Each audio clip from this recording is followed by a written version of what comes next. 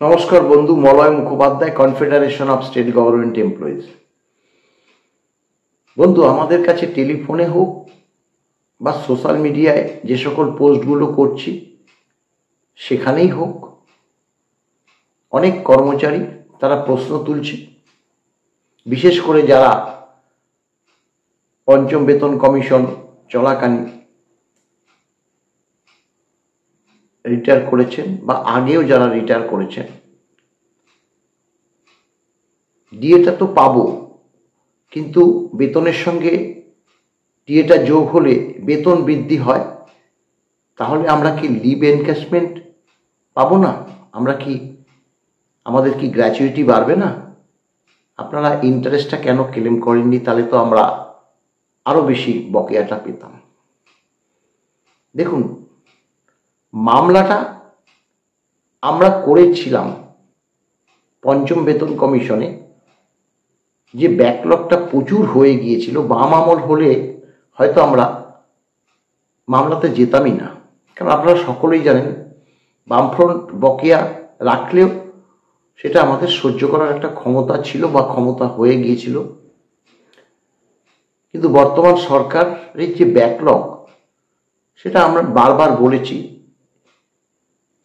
যে 125 আর আমাদের 50% মর্গ ভাতা, 2-1 কিস্তি না, 8 কিস্তি মর্গ ভাতা। সেই কারণে আমরা পঞ্চম বেতন কমিশনের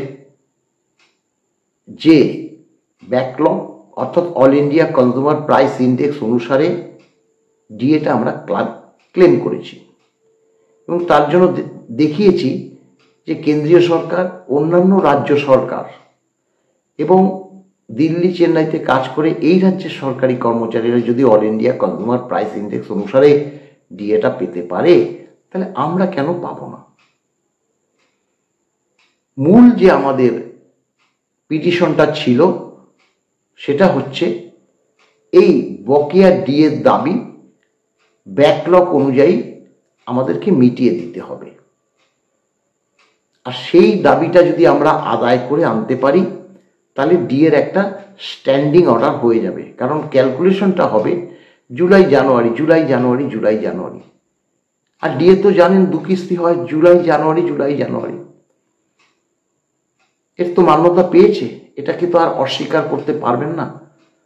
একটা নির্দিষ্ট বিষয় নিয়ে আমরা মামলাটা করেছি। আমাদের এই মামলার মধ্যে ইন্টারেস্ট নেই, আমাদের এই মামলার মধ্যে গ্র্যাচুইটি বৃদ্ধির কথা বলা নেই, লিভ এনক্যাশমেন্টের কথা বলা নেই। শুধু বলা নেই না, আজকে যেটা মান্যতা পেয়েছে সর্বোচ্চ আদালতে, সেটা তো ট্রাইব্যুনালের যে নির্দেশটা,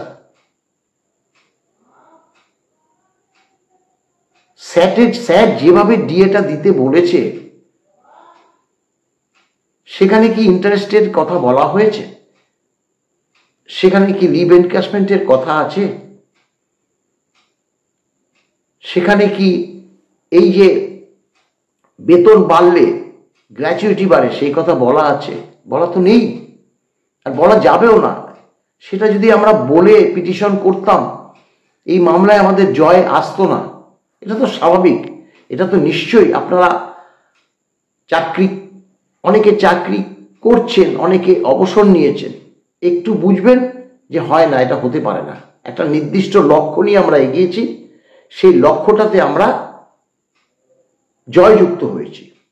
এবার যে স্ট্যান্ডিং অর্ডারটা আমরা পেয়ে গেলাম, অনেকে ষষ্ঠ বেতন কমিশনের বিষয় তুলছে, আমরা তাদেরকে বলেছি যে এটা ষষ্ঠ বেতন কমিশনের বিন্দুমাত্র কিচ্ছু আসবে না।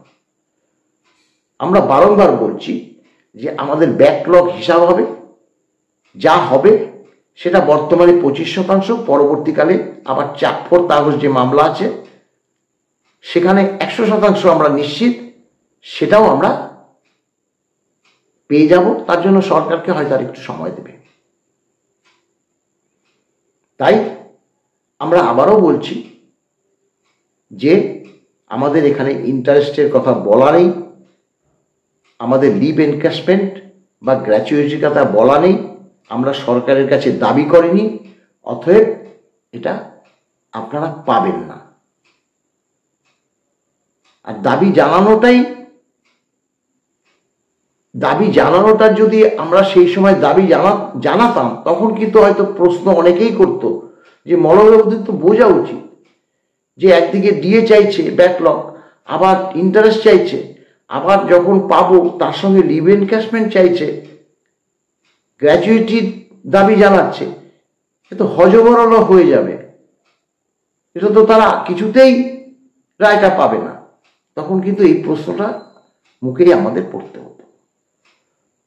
কিন্তু আমরা জানি, আমাদের আইনজীবীরা বলে দিয়েছে, এখানে ইন্টারেস্ট ক্লেম করলে সঙ্গে সঙ্গে রাজ্য সরকার ইন্টারেস্ট ক্লেমের দিকে চলে গিয়ে এই মামলা দীর্ঘ থেকে দীর্ঘতর করবে।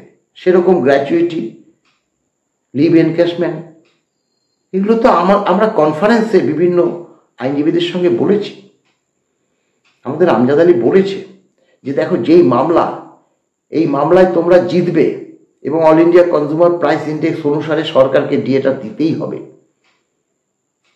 আজকে কিন্তু অক্ষরে অক্ষরে সেটা কিন্তু আমরা দেখতে পাচ্ছি। তাই আবারও বললাম, আপনারা যেই প্রশ্নগুলো করছেন সেই প্রশ্নের কোনো উত্তর আমাদের জানা নেই, অতএব এই প্রশ্ন অবান্তর প্রশ্ন বলেই আমরা মনে করি। ভালো থাকবেন, নমস্কার।